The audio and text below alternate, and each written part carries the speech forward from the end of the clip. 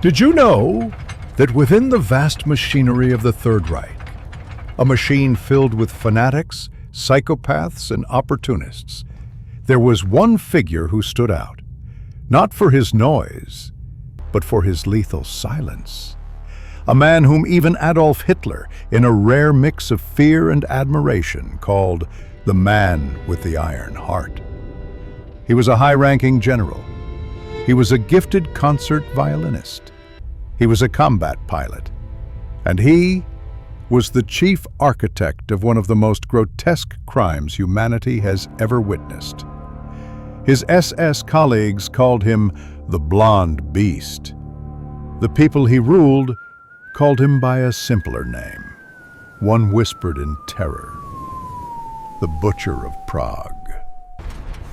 This is the dark, true story of Reinhard Heydrich, the ultimate cold-blooded killer and the brain behind the Nazi killing machine. Heydrich was not like the crude, thuggish Nazis. He was born to a wealthy, intellectual family. His father was a composer. Heydrich himself was a virtuoso violinist. He was smart, educated, an Olympic-level fencer. He was the perfect Aryan model Hitler dreamed of. But behind that perfect facade was a void, an absolute emotional emptiness. Dismissed from the Navy for a love scandal, Heydrich, with no political ideology, joined the SS on his wife's advice. Heinrich Himmler, the head of the SS, immediately recognized something in Heydrich. Not fanaticism, efficiency. Himmler needed a man unhindered by emotion, someone who could organize cruelty like an accountant organizes ledgers. And Heydrich did. He created the SD, the SS Internal Intelligence Service. He was the puppet master, the creator of fear. He built a vast network of spies and informants watching the German people themselves. He collected dirt, dark secrets, scandals on every other high-ranking official, including his own superiors. No one was safe. He was the spider at the center of a web of paranoia. Hitler and Himmler loved his cold-blooded efficiency.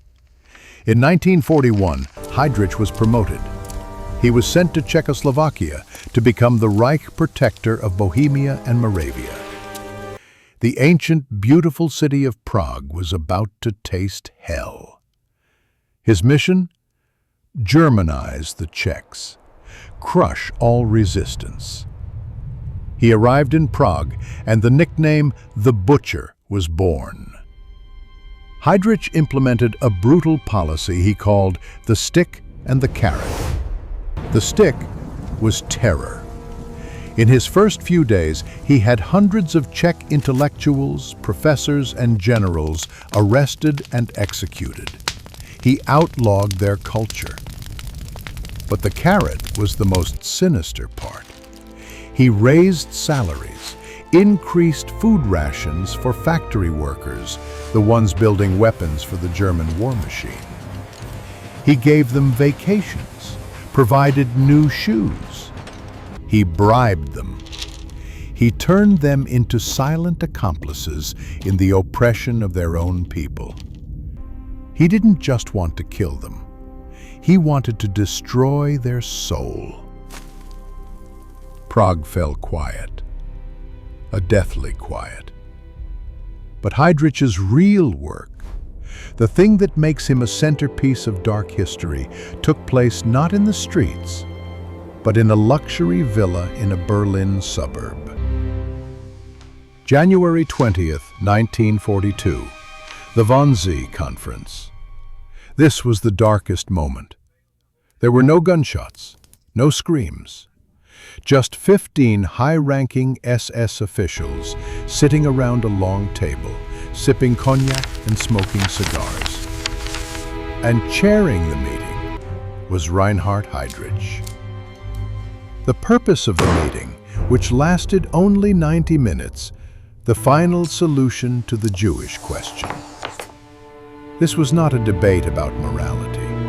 It was a meeting about logistics. Heydrich, with the calm of a CEO presenting a business plan, outlined the most efficient way to exterminate 11 million people. They didn't speak of murder. They used words like evacuation, special treatment, destruction through labor. They discussed train schedules. They discussed costs. They discussed Zyklon B. They discussed the mechanics of the gas chambers. The horror of Wannsee was not its loud hatred, but its professional silence. It was atrocity turned into bureaucracy, turned into a memo. Heydrich was its architect. He had turned mass murder into an industrial process. Back in London, the exiled Czech government knew that Heydrich wasn't just a tyrant. He was the brain. And that brain had to be destroyed. A top-secret operation was approved, Operation Anthropoid. Two young Czech soldiers, Jan Kubiš and Josef Gabčík, volunteered. They were trained in England and parachuted into their occupied homeland. Their mission? Assassinate Reinhard Heydrich. They stalked him for months. Heydrich, in his supreme arrogance, often traveled in an open-top Mercedes without a heavy-armed escort. He wanted to show the Czechs he was fearless. May 27, 1942. A bright, sunny morning. Heydrich's Mercedes slowed for a sharp hairpin turn in the Holešovice district of Prague. Gabčík stepped out, aimed his Sten submachine gun. He pulled the trigger. Click. The gun jammed. Heydrich, instead of ordering his driver to speed away, made a fatal mistake. Enraged, he ordered the car to stop, drawing his pistol to confront his attacker. At that moment, Kubiš, the backup, threw a modified anti-tank grenade. The grenade exploded outside the car. Heydrich, wounded by shrapnel, still had the strength to chase Kubiš for a short distance before collapsing. He was rushed to the hospital. His wounds didn't seem severe. A few pieces of metal and car seat horsehair were embedded in his spleen.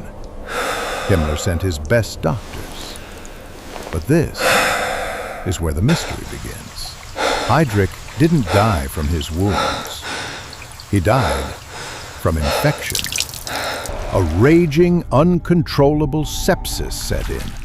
But from what? Kubiš's grenade was rumored to have been packed with botulinum toxin, a biological agent that when introduced into the body would cause a rapid, agonizing death. For 8 days, the man with the iron heart lay in his hospital bed. He, who had planned the cold deaths of millions, now died slowly, painfully, in a state of high fever and delirium. His arrogance had turned to animalistic fear. He died in agony on June 4th. But Heydrich's death was not the end. It was the beginning of an even worse nightmare. The Nazis were insane with rage. They needed revenge. A brutal manhunt began. They offered 10 million korunas for any information. And then, they decided to vent their fury on an innocent village, Lidice. It was a lie that Lidice had harbored the assassins, but they needed a scapegoat. On June 10th, SS troops surrounded the village. All 173 men and boys over 15 were herded onto a farm and shot. The 184 women were arrested and sent to Ravensbrück concentration camp. Most never returned. And the most horrific part, the 88 children of Lidice. They were taken away. A few who looked Aryan were sent to Germany for Germanization. The other 82 were taken to the Chelmno extermination camp and gassed in special vans. The SS then burned Lidice. They dynamited the church, the cemetery. They flattened every building. They dug up the foundations. They rerouted the river. They even filmed it as an instructional video on how to erase a village from the map. Lidice was annihilated. The assassins, Kubish and Gabčík, and their comrades were eventually betrayed and cornered in the crypt of a church in Prague. They fought heroically for hours before taking their own lives to avoid capture. Heydrich's death was a symbolic victory for the Allies, but the price was unthinkable. And the final mystery? The killing machine Heydrich had set in motion at Wannsee kept running. Without him, it operated perfectly. The most terrifying truth about Reinhard Heydrich is not that he was a unique monster. It is that he proved that the most horrific genocidal cruelty can be planned and executed not by a screaming madman, but by a cold, efficient, desk-bound bureaucrat with an iron heart.